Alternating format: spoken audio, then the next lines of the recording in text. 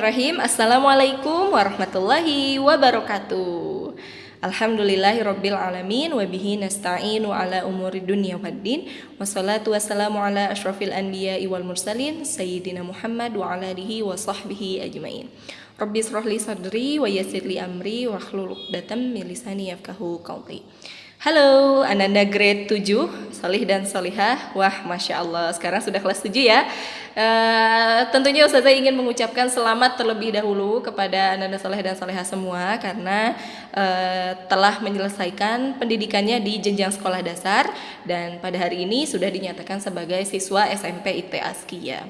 Oke. Tentunya banyak juga harapan Ustazah kepada kalian, banyak juga doa dari Ustazah kepada kalian. Semoga di jenjang SMP ini kalian bisa lebih baik dari sebelumnya, ya. Tentunya berbeda dong pembelajarannya di SD ya. Nah, jadi silahkan kembangkan diri kalian di SMP ini lebih kreatif, lebih inovatif ya, lebih rajin lagi belajarnya ya. Pokoknya doa terbaik untuk kalian semua. Oke, Anandaku, hari ini berarti pertemuan kedua kalian dengan mata pelajaran IPA. Sudah siap ya semuanya? Disiapkan buku catatannya, disiapkan hati dan pikirannya, dan silahkan berdoa di dalam hatinya masing-masing sebelum memulai belajar.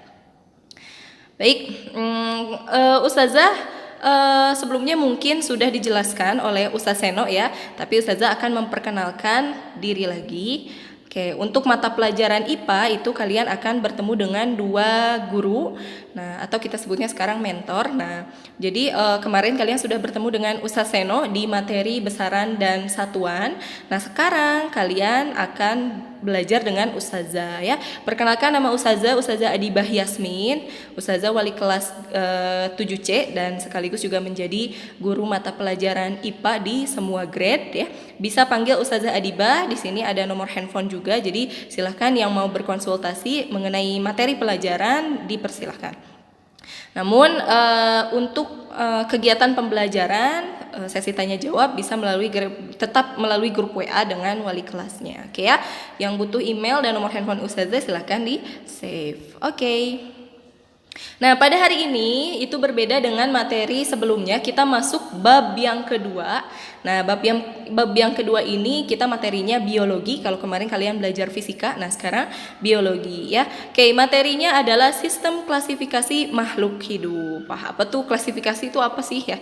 Oke, jadi untuk sistem klasifikasi makhluk hidup, Ustazah akan bertemu dengan kalian di dua pertemuan. Jadi pekan ini dengan pekan depan ya.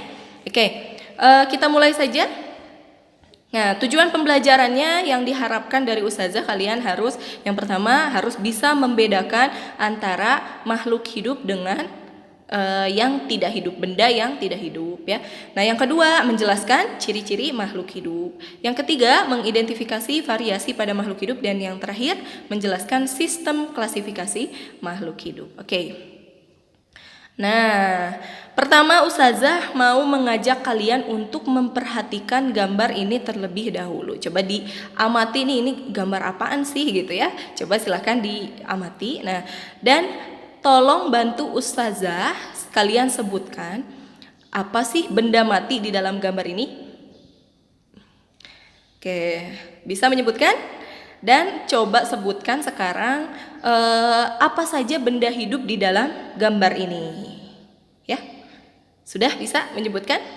Mudah ya. Oke. Kalau ngomongin benda mati dan benda hidup itu kalian sudah pernah ya belajar dari zaman TK malah ya. Kalian sudah bisa membedakan. Nah, namun sekarang kita pakai istilah yang berbeda ya. Oke. Kalau benda mati tadi ada air ya, ada batu, ada apalagi udara ya, ada awan. Nah, kalau benda hidup itu banyak banget ya. Di sini ada gajah, ada singa, ada pohon, ada bunga, ada burung ya.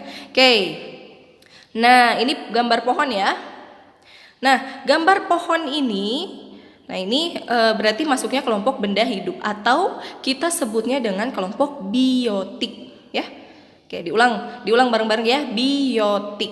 Nah, kemudian benda mati yang tadi kalian sebutkan itu nama kelompoknya adalah kelompok abiotik ya. Tadi biotik itu hidup, abiotik berarti ada kata a, itu menunjukkan ketidakan atau tidak hidup ya. Contohnya adalah air ya. Oke. Sudah bisa membedakan antara biotik dan abiotik? Gampang dong ya. Nah, kenapa sih Ustazah tanya lagi nih, kenapa sih kalian bisa membedakan ini benda hidup, ini benda tidak hidup? Apa sih dasarnya? Nah, ya, oke. Jadi Ustazah mau meluruskan kembali. Kenapa sih kalian ini bisa menyebutkan ini adalah benda hidup? Nah, karena dia punya ciri-ciri makhluk hidup dong tentunya. Nah Ustazah mau menjabarkan apa saja ciri-ciri makhluk hidup itu ya. Yang pertama, ciri-ciri makhluk hidup itu adalah bergerak. Jadi segala macam benda yang bisa bergerak itu sebutnya makhluk hidup. Tapi nggak cuma itu cirinya, ada yang lain. Nah, kemudian yang kedua itu ada tumbuh dan berkembang. Ya. Tumbuh dan berkembang. Apa sih perbedaannya tumbuh dan berkembang itu? Beda ya, tentunya beda. Oke, tumbuh itu adalah segala hal yang menunjukkan angka gitu ya. Jadi apakah kamu bertambah tinggi, apakah kamu bertambah berat, nah itu ada ukurannya. Nah itu yang disebut dengan tumbuh. Sedangkan kalau berkembang itu adalah proses menuju kedewasaan. Nah di sini ada gambar laki-laki, anak laki-laki sama laki-laki dewasa ya. Nah di situ ada jenggotnya nih. Nah berarti jenggot ini berarti menunjukkan, kumis. Nah, kumis ini menunjukkan dia mengalami proses kedewasaan ya. Oke, berarti jadi disebutnya tadi berkembang. Nah, kemudian yang ketiga, ciri-ciri makhluk hidup yang ketiga yaitu memerlukan nutrisi. Memerlukan nutrisi itu adalah makan gitu ya kalau kita mah. Nah, kalau misalnya pada tumbuhan, nutrisinya didapat dari mana? Dari proses fotosintesis. Oke. Kemudian, nah ada reproduksi. Reproduksi itu adalah berkembang biak ya, berkembang biak menghasilkan keturunan. Nah, ya. Nih. Untuk apa sih reproduksi itu? Nah, untuk melestarikan keturunan ya. Kemudian yang kelima ada adaptasi. Nah, adaptasi itu adalah proses menyesuaikan diri di dalam lingkungan. Jadi contohnya di sini ada burung pemakan madu ya. Nah, dia bentuk paruhnya itu memanjang dan tajam ya. Nah, ini adalah bentuk adaptasi juga ya. Oke. Kemudian yang keenam ada iritabilitas atau peka terhadap rangsang. Contohnya paling mudah adalah di sini ada putri malu yang kalau kita sentuh biasanya dia mengatup ya. Kemudian yang ketujuh itu ada ekskresi atau mengeluarkan zat sisa ya. Ekskresi itu adalah mengeluarkan zat sisa. Berarti kaitannya dengan cairan di dalam tubuh ya. Nah, jadi segala macam racun di dalam tubuh kita itu harus dikeluarkan melalui proses yang namanya ekskresi. Di sini ada contohnya adalah anak yang sedang berkeringat. Nah, keringat ini adalah contoh hasil dari ekskresi. Apalagi ekskresi banyak ya, ada mengeluarkan karbon dioksida ketika kita menghembuskan nafas ya. Terus ada juga mengeluarkan urin ya. Gitu, masih banyak lagi. Nah, kemudian yang kedelapan itu ada respirasi. Respirasi itu bahasa ilmiah dari bernafas ya. Bernafas tujuannya untuk apa? Untuk menghasilkan energi ya. Oke, jadi tadi itu adalah ciri-ciri makhluk hidup. Kenapa kalian bisa membedakan makhluk hidup? Karena dia punya ciri-ciri. Nah, ciri-ciri makhluk hidup itu berbeda-beda. Nih, kata si Mangki, makhluk hidup memiliki cara yang berbeda satu dengan yang lainnya. Nah, perbedaan tersebut itu kita sebut dengan variasi. Jadi banyak variasinya ya. Nah, kemudian dari variasi ini, berarti variasi dilihat dari morfologinya. Morfologi itu adalah struktur luarnya. Jadi bagian bentuk luar ya, makhluk hidup itu sangat berbeda-beda. Kemudian dari ciri fisiologi, fisiologi itu fungsi tubuhnya itu juga berbeda-beda. Kemudian ada ciri anatomi, anatomi itu struktur bagian dalamnya, bagian dalam tubuhnya. Yang keempat ada tingkah lakunya. Jadi disesuaikan dengan 4 hal ini ya. Nah, nanti akan terbentuklah kelompok-kelompok makhluk hidup atau kita sebut dengan klasifikasi makhluk hidup. Jadi ciri-ciri dilihat dari persamaan dan perbedaan ciri-ciri morfologi, fisiologi, anatomi dan tingkah lakunya ya. Nah, dibentuklah kelompok makhluk hidup atau kita sebutnya klasifikasi. Nah, klasifikasi makhluk hidup ini dipelajari dalam materi biologi yang kita sebut dengan sistem taksonomi. Oke. Nah, sekarang kita ngomongin soal taksonomi atau sistem klasifikasi makhluk hidup ya materinya. Nah, jadi klasifikasi makhluk hidup itu tujuannya untuk apa? Tentunya untuk mempermudah kita untuk mempelajari kelompok-kelompok makhluk hidup. Makhluk hidup itu kan banyak banget ya. Ada hewan, ada tumbuhan, ya. Jadi kita harus kelompokkan biar lebih mudah ya.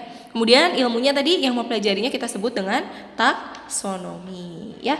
Nah, dicetuskan itu pertama kali oleh tokoh asal Swedia ya, yang kita kenal dengan Bapak Carolus Linnaeus pada tahun 1707 sampai 1778. Nah, Bapak Carolus Linnaeus ini membedakan makhluk hidup berdasarkan pertama bentuk dan ukurannya, yang kedua tempat hidupnya, dan yang ketiga kegunaan dari si kelompok makhluk hidup tersebut. Akhirnya dikelompokkan lah gitu ya. Nah, Soleha, sebelum Ustazah menjelaskan kelompok-kelompok makhluk hidup yang tadi Ustazah sampaikan dibagi menjadi 5 kelompok.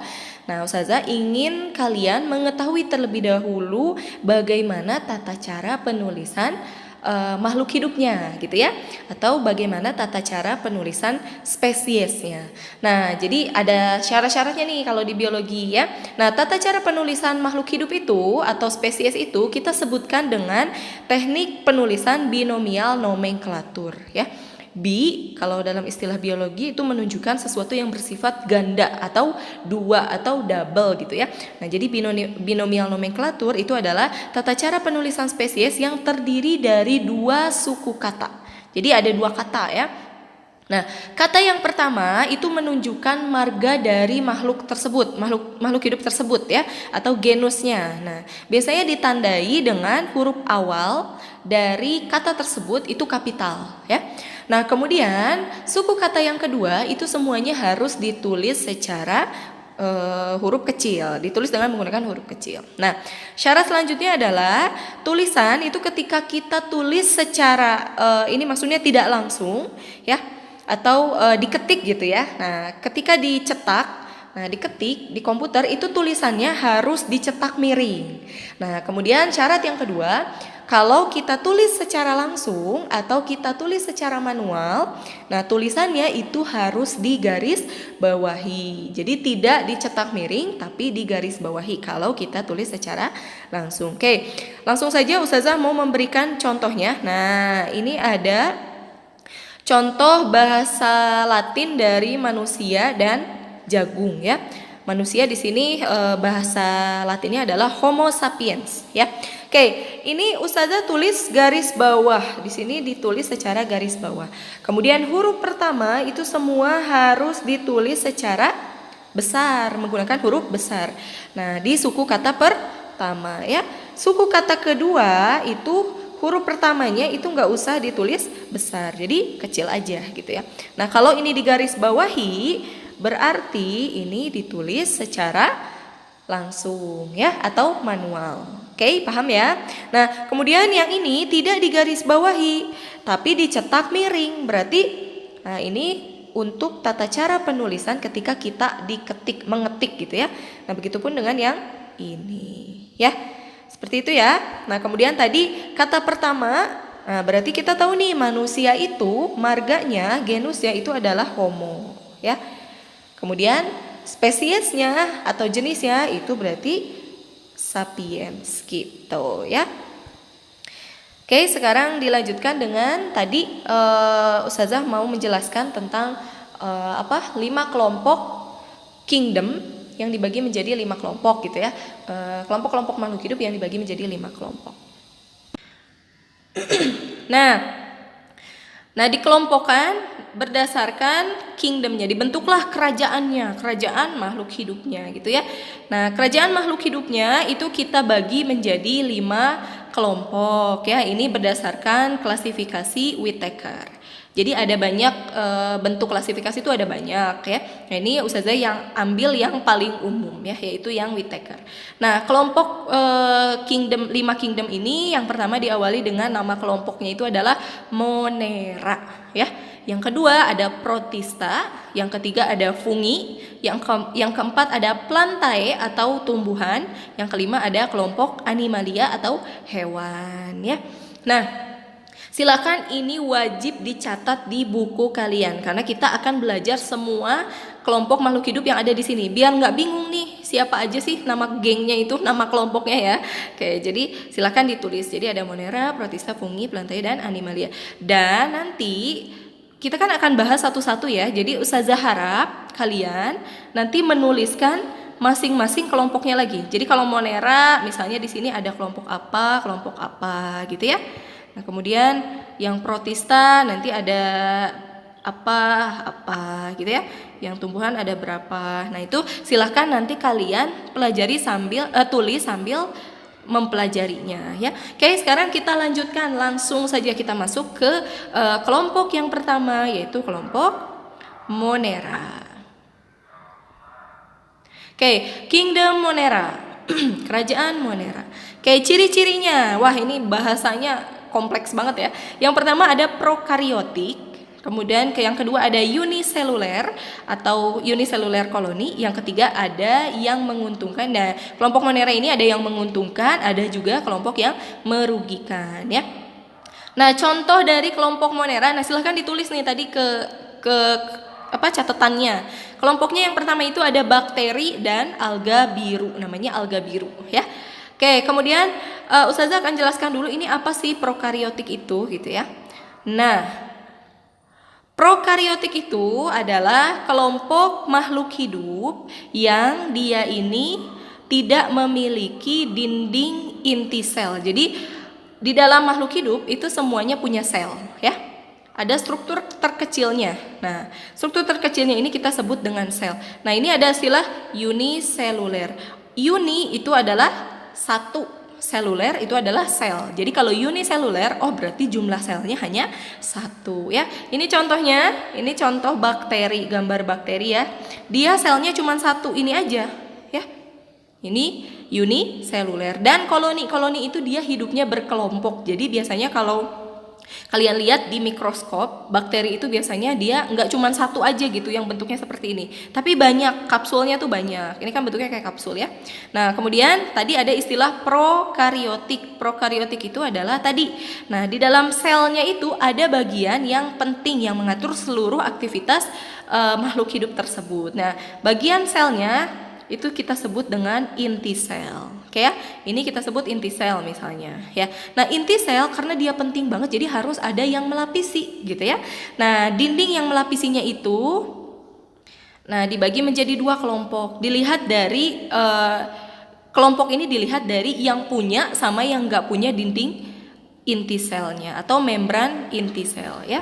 Nah, kelompok yang pertama itu kita sebut dengan kelompok prokariotik, dan kelompok yang kedua ini kita sebut dengan eukariotik. Nah, yang Monera ini, nah kelompoknya namanya prokariotik karena dia nggak punya membran selaput inti sel ya. Oke. Kelompok, nah kita bahas dari kelompok yang pertama, ada kelompok bakteri ya.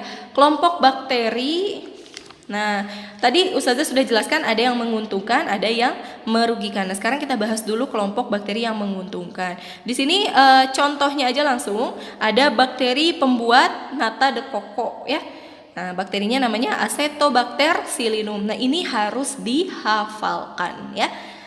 Acetobacter psilinum. Kemudian ada lagi bakteri pada keju. Nah, ini kita sebutnya dengan Lactobacillus casei ya. Masih banyak lagi, ada Streptomyces griseus, itu adalah bakteri yang terdapat pada antibiotik ya. Kemudian yang terkenal itu ada ini ya, Escherichia coli. Nah, pernah dengar ya E. coli? Nah, E. coli itu ada pada usus manusia. Nah, kemudian ada kelompok bakteri yang merugikan ya. Yang paling terkenal itu adalah kelompok bakteri TBC. Nah, ini bakteri penyebab penyakit TBC.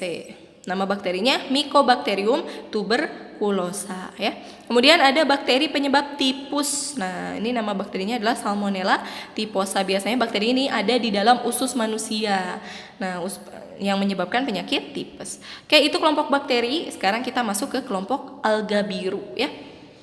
Oke, ini asing ya. Kalian mungkin baru dengar istilah alga biru. Nah, kalian tahu kan rumput laut? Nah, rumput laut itu adalah contoh alga juga, tapi bukan alga biru ya. Nah, sekarang kita bahas yang alga biru atau bahasa lainnya adalah cyanophyta ya.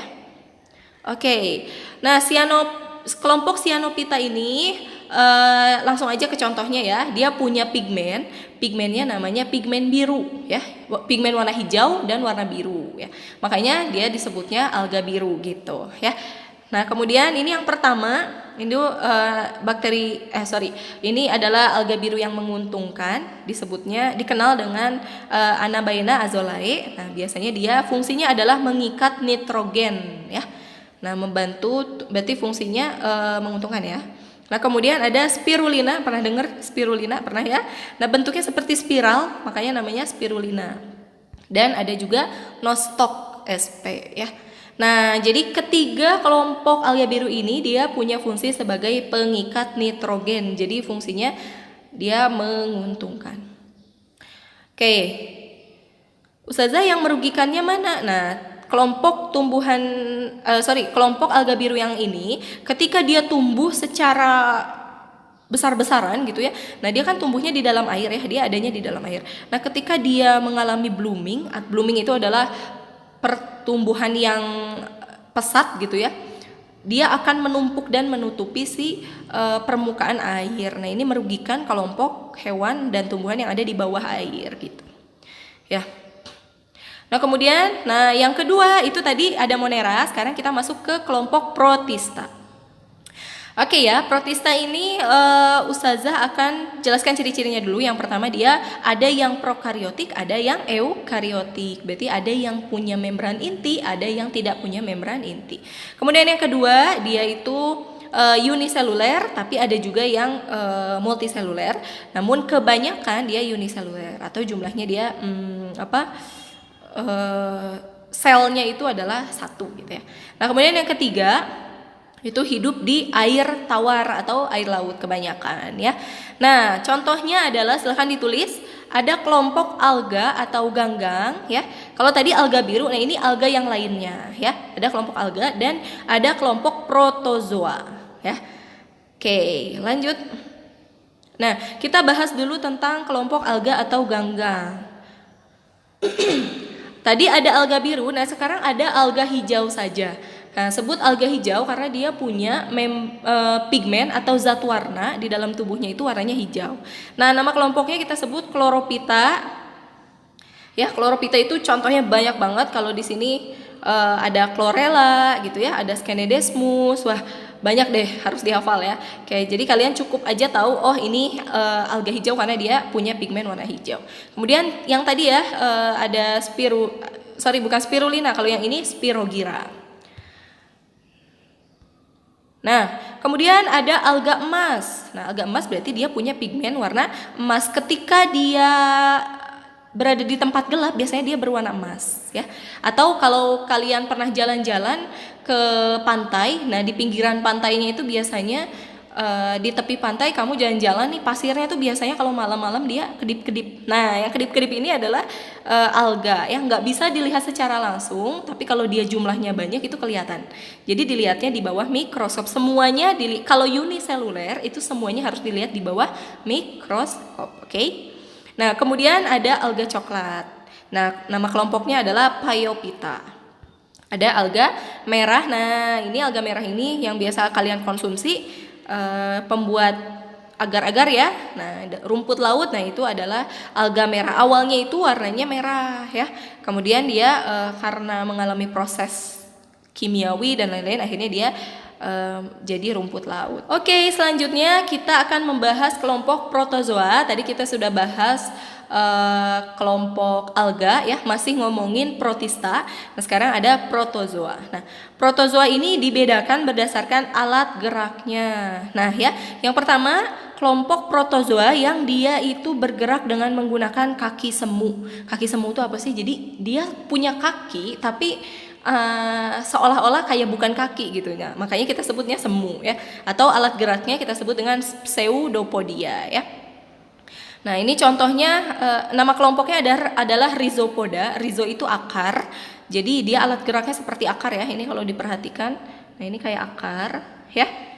Nah, nama kelompoknya adalah amuba. Nah, selanjutnya adalah kelompok flagellata. Flagellata itu dia alat geraknya seperti bulu cambuk. Nah, ini ya. Jadi kayak cambuk ya. Nah, namanya flagel.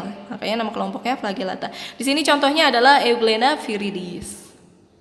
Nah, kemudian ada ciliata. Nah, ciliata ini dia alat geraknya seperti rambut getar. Jadi rambutnya tuh pendek-pendek, ya kecil-kecil tuh. Kalau kalian perhatikan di sini kecil banget, nggak kelihatan ya. Nah, ini nih jelas nih ya. Nah, ini kita sebut dengan alat gerak cilia atau rambut getar. Nah, contohnya adalah Paramecium sp. Nah, kebanyakan kelompok ciliata ini dia merugikan sama dengan rhizopoda ya. Amuba, ciliata itu kebanyakan merugikan. Kalau flagellata masih ada yang menguntungkan. Oke, kemudian nah tadi bedanya ingat baik-baik kalau flagellata itu dia cuma satu dan biasanya di ujung. Kalau ciliata dia itu jumlahnya banyak dan di sekeliling tubuhnya tuh ada ya. Nah, kemudian ini ada kelompok sporozoa. Nah, sporozoa itu ini bukan gambar satuan ya, ini jumlah. Jadi ini persatuan dari Plasmodium ya. Plasmodium ini protozoa yang menyebabkan penyakit tertentu. Nah, jadi dia kelompok sporozoa ini semuanya merugikan. Ya, ada contohnya adalah, nah kenapa disebut sporozoa? Karena dia alat geraknya seperti spora, ya. Spora itu alat perkembangbiakan pada lumut, ya. Jadi itu mirip. Nah, sekarang Ustazah mau mengajak kalian untuk melihat videonya.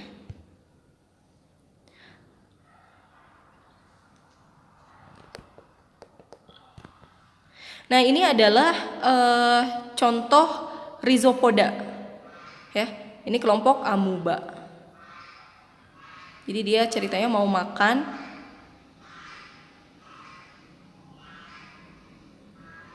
Nah, jadi dia geraknya itu seperti ini ya, seperti akar. Ini dilihat di bawah mikroskop. Ukurannya betul-betul kecil banget. Jadi ini cara makannya tuh seperti ini.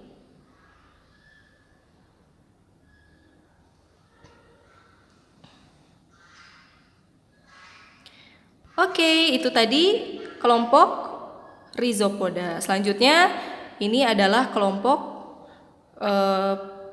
protozoa ciliata. Tadi yang punya bulu getar ya. Nah, ini Paramecium.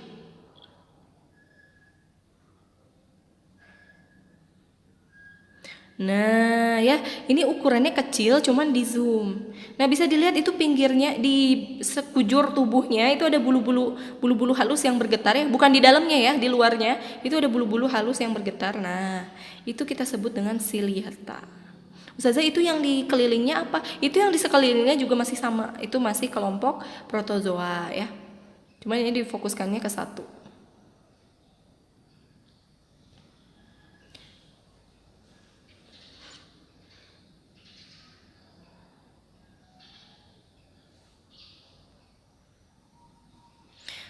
Nah, ini dia masih bulu getar ya, masih bulu getar.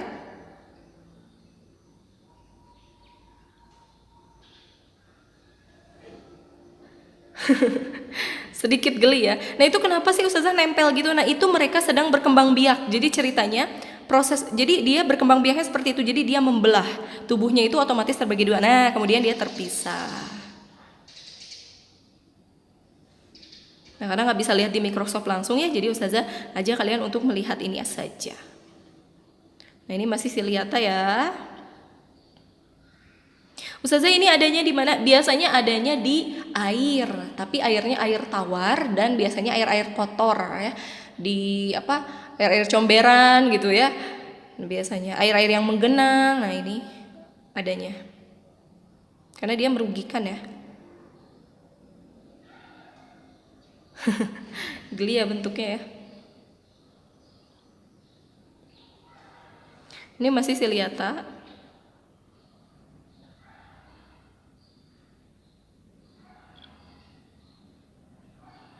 Jumlahnya tuh banyak ya. Jadi dalam satu air itu biasanya satu tetes ya, bukan seair ember, bukan. Satu tetes air itu jumlahnya bisa seperti ini. Tuh betul banyak banget. Oke, tadi kalian sudah melihat ciliata. Nah, sekarang Ustazah mau mengajak kalian untuk melihat flagellata.